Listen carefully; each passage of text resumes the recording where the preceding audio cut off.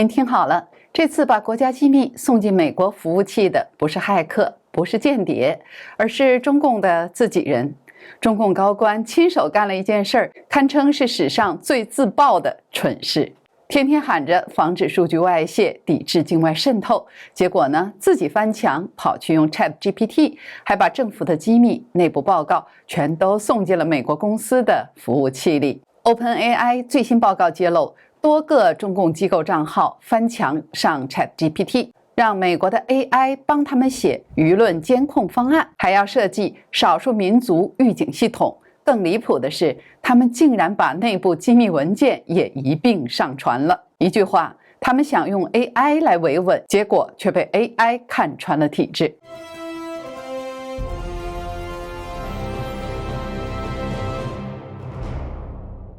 美国人工智能巨头 OpenAI 在10月7号发布了一份最新的威胁报告。这份报告不仅揭露了全球范围内 AI 滥用的案例，更以极具讽刺的方式点出了中国共产党 CCP 在言论管控上的尴尬困境。就在报告中， OpenAI 宣布封禁了多个疑似与中共政府机关相关的账号。这些账号被发现利用 ChatGPT 等模型，试图开发社群舆论监听系统、维吾尔族预警模型，还有网络钓鱼与追踪工具等项目。这些行为明显地违反了 OpenAI 的国家安全与人权使用政策。更让人啼笑皆非的是，这些中国用户在向 ChatGPT 输入资料时，不经意间将大量涉及内部专案与政府部门机密的档案上传到了 OpenAI 的服务器里，这相当于把国家机密亲手送进了美国公司的数据库中。中共政府一边高喊着防范数据外泄，抵制境外渗透，另一边呢，却因为内部官员翻墙使用海外 AI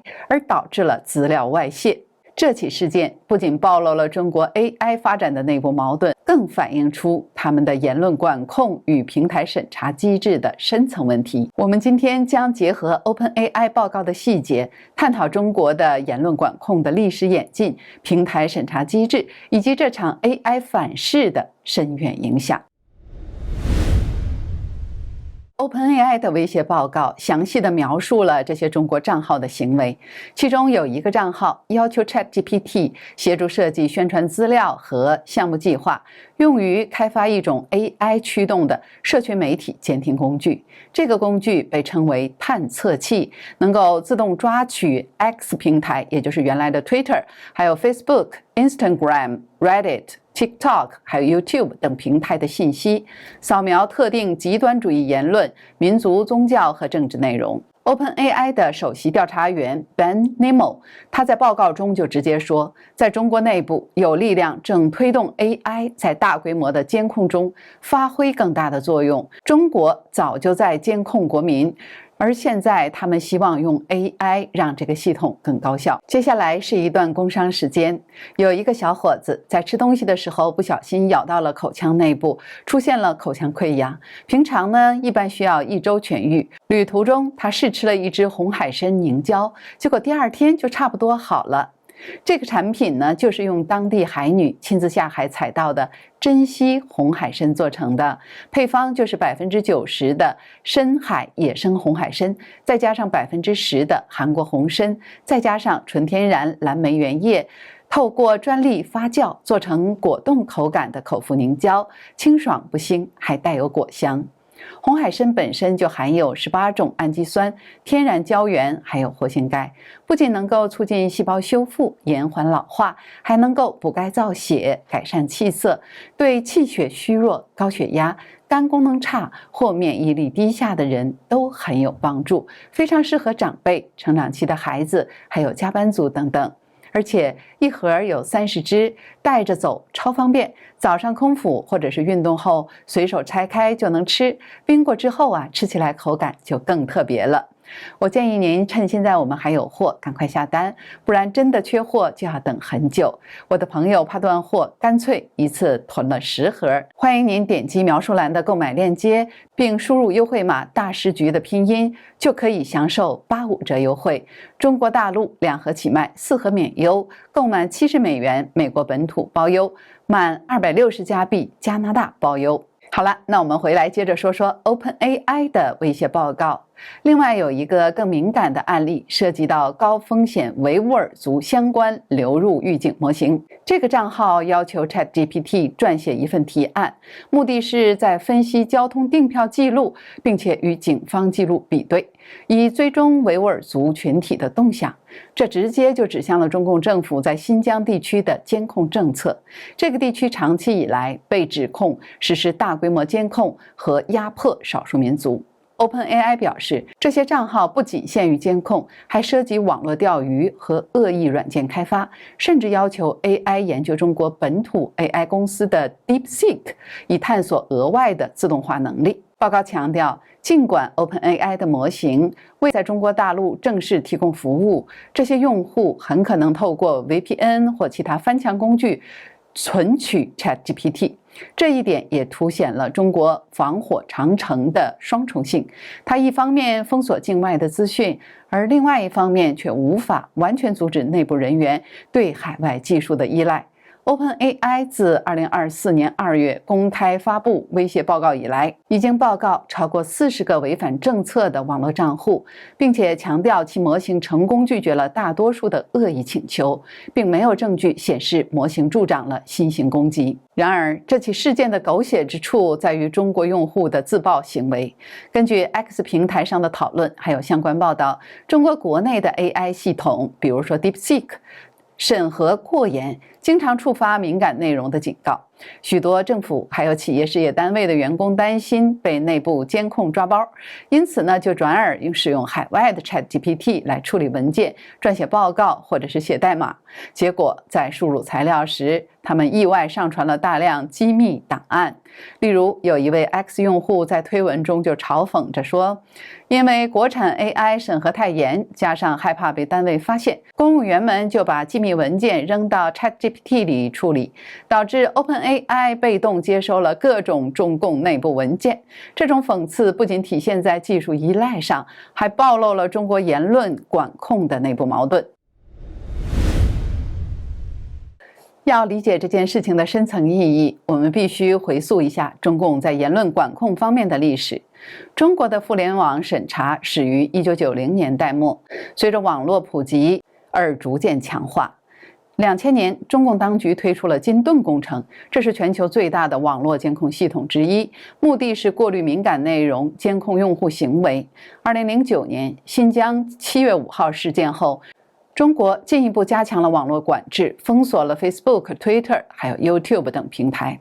进入2020年代，AI 技术的融入让审查机制更为高效。2025年，中共推出了新的互联网识别要求，强制用户使用实名制上网，这进一步削弱了线上的匿名性。权力团体警告，这将增加用户风险，让政府更容易追踪异议人士。同时，中国正在从传统劳动密集型审查转向 AI 驱动系统。这些系统使用机器学习算法，自动检测和删除敏感内容，如涉及6·4事件、维吾尔人权或台湾独立的讨论。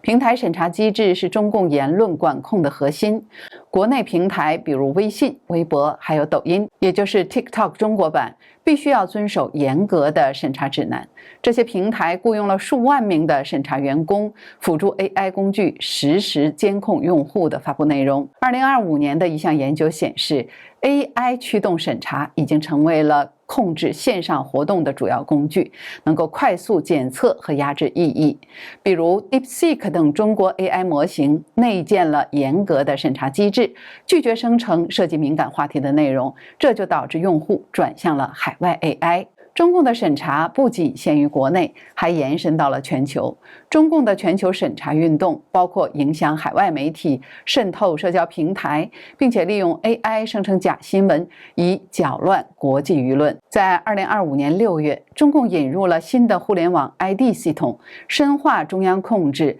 增加审查权力。这一系统要求用户要绑定身份证明，进一步威胁网络上的自由表达。在这种背景下， OpenAI 事件成为了一面镜子。中共当局试图用 AI 来强化审查，却因为本土的 AI 限制而依赖海外工具，结果呢就导致了机密外泄。这反映了审查机制的自我矛盾。过度管控不仅压制创新，还迫使内部人员冒险使用境外技术。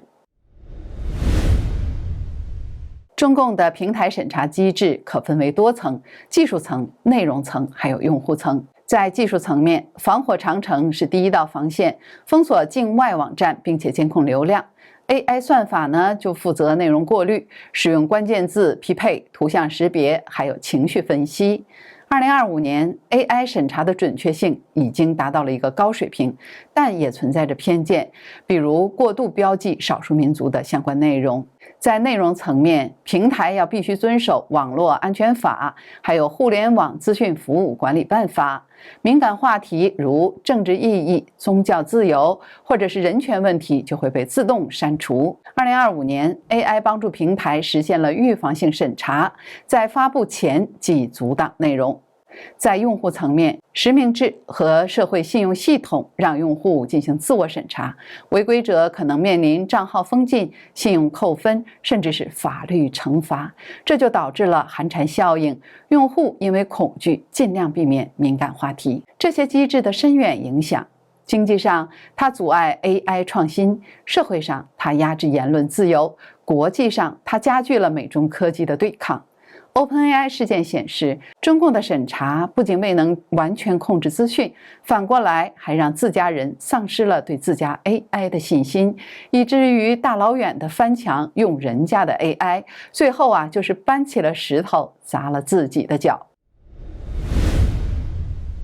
这起事件的讽刺就在于，中共政府想让 AI 成为言论审查的利器，却无法信任本土的技术。DeepSeek 等模型的内建审查让他们在处理敏感项目时失效，迫使用户翻墙求助 ChatGPT， 结果机密资料流入了美国公司，这相当于自曝家丑。一位 X 用户就指出，在美国敢给 AI 随便喂政府的文件，至少是15年起步。另外一位就说，国内的 AI 根本就是敏感词的检测 ，AI 根本不会生成那些文档，国外的相对容易点。这些评论都反映了中国用户的困境：本土 AI 太安全，海外 AI 太开放。同时，它也暴露了内部的不信任。政府员工避开本土系统，显示了对内部监控的恐惧，推动全球 AI 治理。OpenAI 警告中共在推进专制版 AI， 呼吁警惕 AI 在权威下的滥用。中共的言论管控就如一堵高墙，目的在封锁外部影响，却最终困住了自己。OpenAI 事件是这一矛盾的缩影。AI 非但未成为维稳的工具，反而揭开了统治的不安。当一切工具都变成锁链时，锁链终将缠住自己。未来，中国需要反思，真正的安全是来自开放，而不是封锁。这里是大师局，感谢您的陪伴与思考，请订阅、分享并打开小铃铛，让我们一起在动荡中坚守真相，在黑暗中点燃希望。